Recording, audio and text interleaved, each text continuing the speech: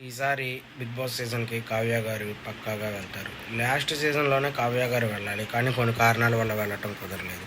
ఈ సీజన్‌లో 100% కావ్య గారు 'బిగ్ బాస్' షోకైతే వెళ్ళటం అయితే జరిగిద్ది. ఎందుకంటే మా టీవీలోనే వర్క్ చేస్తున్నారు కాబట్టి ఆళ్ళకి ఆఫర్ ఎప్పుడో వచ్చుండిద్ది. కొన్ని కారణాల వల్ల కుదరకపోవచ్చు కానీ ఈసారి సీజన్ ఎందుకో పక్కాగా వెళ్తారు అనిపిస్తుంది. అలాగే మన నెక్స్ట్ వీడియోలో ఎవరెవరు 'బిగ్ బాస్' సీజన్‌కి వెళ్తున్నారో నెక్స్ట్ సీజన్‌కి దాని గురించి కూడా వీడియో అనేది చేస్తాను. అలాగే కావ్య గారు ఈసారి సీజన్‌కి వెళ్తే పక్కాగా విన్నర్ అయ్యే ఛాన్సెస్ వెరీ హై ఉంటాయి. ఎందుకంటే మనకు తెలుసు కావ్య గారికి ఎంత మంచి ఫ్యాన్ బేస్ ఉందో సీరియల్స్ పరంగా, అలాగే సీరియల్స్ చూసేవాళ్ళు ఎంతగానో ఆదరిస్తారో కూడా మనందరికీ తెలుసు.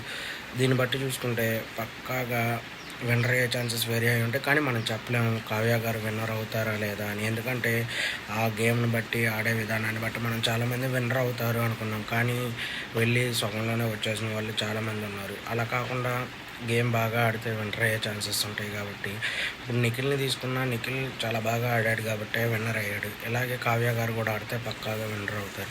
దీని గురించి మీరేమనుకుంటున్నారు? మీ ఒపీనియన్ ఏంటి? కామెంట్‌లో అయితే మెసేజ్ చేయండి.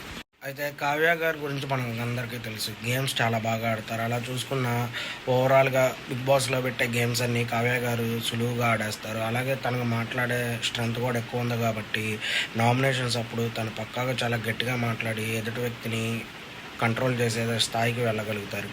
ఇలా మనం చూసుకుంటే చాలా విన్నర్ క్వాలిటీస్ కావ్య గారిలో ఉన్నాయి. కానీ లాస్ట్ సీజనే వెళ్ళుంటే ఇంకా చాలా బాగుండేది. మా టీవీకి ఇంకా చాలా టీఆర్పీ వచ్చేది. ఎందుకంటే అక్కడ నిఖిల్ ఉన్నారు, ఇటు కావ్య ఉన్నారు. వీళ్ళిద్దరి వల్ల టీఆర్పీ అమాంతం పెరిగేది. కానీ కొన్ని కారణాల వల్ల వీళ్ళు వెళ్ళటం అయితే కుదరలేదు.